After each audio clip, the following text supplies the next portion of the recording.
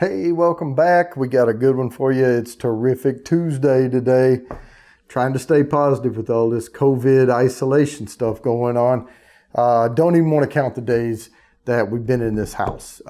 We do get outside, walk the dogs, go around, but not too much out beyond the borders of home. So hope everyone else is dealing with it and getting by. I know some unpredictable stuff going on. I hate to hear people out of work and things like that. I'm lucky enough to be able to work from home. So at least I can do is keep bringing you these videos and give you a sense of normalcy. So today we got a good one, so let's get right on into it.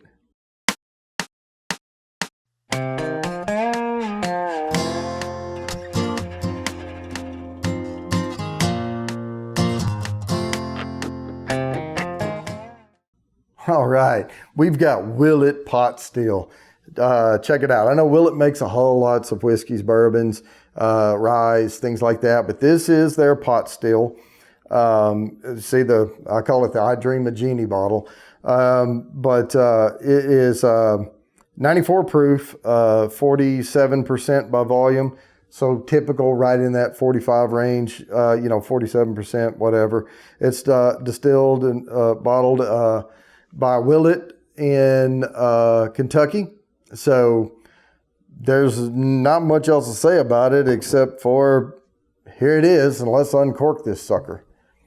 Oh yeah. Now, there is one thing I can say about this, and I got permission. There are two bottles on my shelf that belong to a friend of mine, and he leaves his bourbons here. But like I said, got permission to pour, but we're going to pour it light. So let's just pour you a little bit right there. And as always, if you don't drink that, you know I will. So I'm going to do like a decent little pour. Together will be one pretty decent little pour. We're not going to waste his bourbon, but he was generous enough to let me review it for you. So here we go. Aha, as always. Oh yeah, good and sweet. All right. Let's get some air in it. I've been doing these reviews now for a couple of months, month and a half, however long I've been doing it. It seems probably like longer because of the COVID stuff and cooped up in here. But again, I got the Bourbon Bounty logo on the glass that my wife made for me. Let's nose this thing.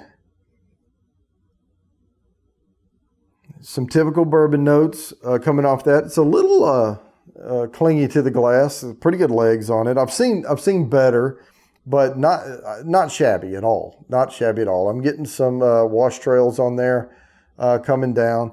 Of course, it starts clinging more and more as I get more air into it, but it's got some decent oils in it. Pretty good. Probably going to be a good tongue coating, a good finish on it. So let's see. Apple for sure. There's something bright in it compared to some of the other wheaters. Maybe, and I haven't looked up, again, I don't look up the mash bills. I don't read reviews before I do these. I try to go completely honest with you for what's in my nose and on my tongue.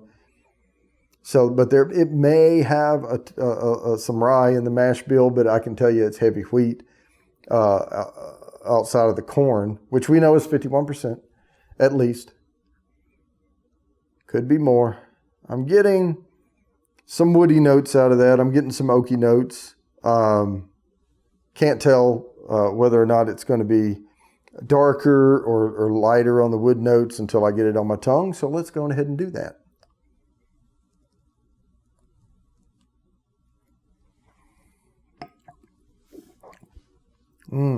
Oh yeah, that is good.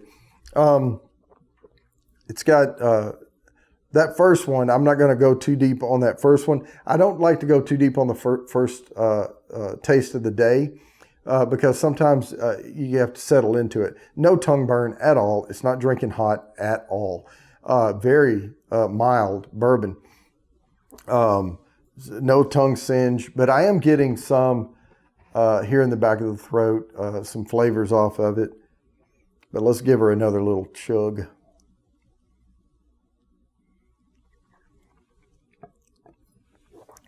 Get that washed around a little bit. Oh yeah, there it is.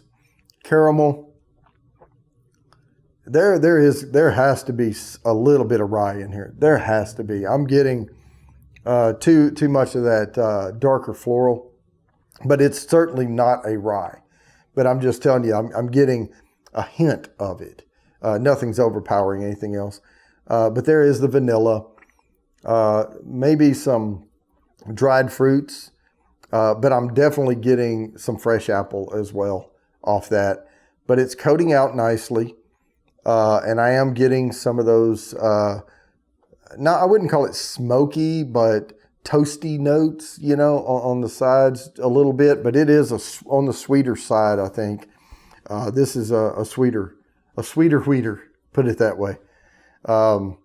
Reminds me a lot of like an Elijah Craig, but this certainly has a lot more notes in it than that few noted younger, bourbon.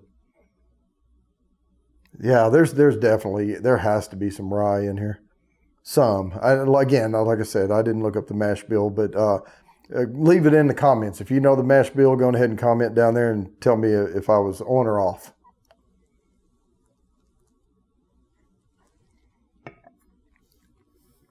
Wow, though. Man, that is good. Starting to get some darker caramel, after about the third sip of it, and the finish on the back of the tongue. And yeah, I can feel it down here pretty good. I love that, by the way. Don't know if I would put a cigar with this one or not. It is so light on the tongue. Now, if you just want to enjoy the finish on it and smoke a cigar, go right on ahead. But to each their own, we don't judge. But man, this is going down really well. Has a really, really good mouthfeel to it. But I've had stronger, more tingly bourbons. This is pretty light in the pants. And it doesn't, I think it drinks more like Basil Hayden. Like Basil Hayden's lower alcohol content. This drinks lower than its alcohol content, even at 47. It tastes to me more like a 37, than a 47.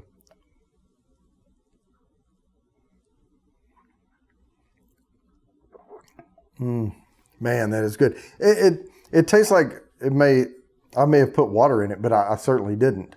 We may get into that later, but I won't add it to this because I think that's plenty tame enough. Might put one drop in to see if it opens up anything at all. But like I said, the flavors are there, but everything's pretty subtle. I wouldn't overdo it at all with the water. I wouldn't drink this over ice for sure. I think after maybe even 2 or 3 minutes of it being even on clear ice that melts slow, I don't think he would have much of a flavor left. But the flavor is really good, neat like this. So. But it is kind of light. But I do enjoy the bourbon. And since it's not mine and I'm drinking my buddy's bourbon, it's great, man. It's awesome. You picked a great bottle. It is fantastic. There. And I was not being facetious. This really is a really, really easy drinking bourbon right here. Really enjoying it. You can see I'm drinking it pretty fast. Like I said, it drinks below its alcohol content, I do believe. But this little dribble in these glasses isn't going to hurt me even if I shot them both. So there we have it.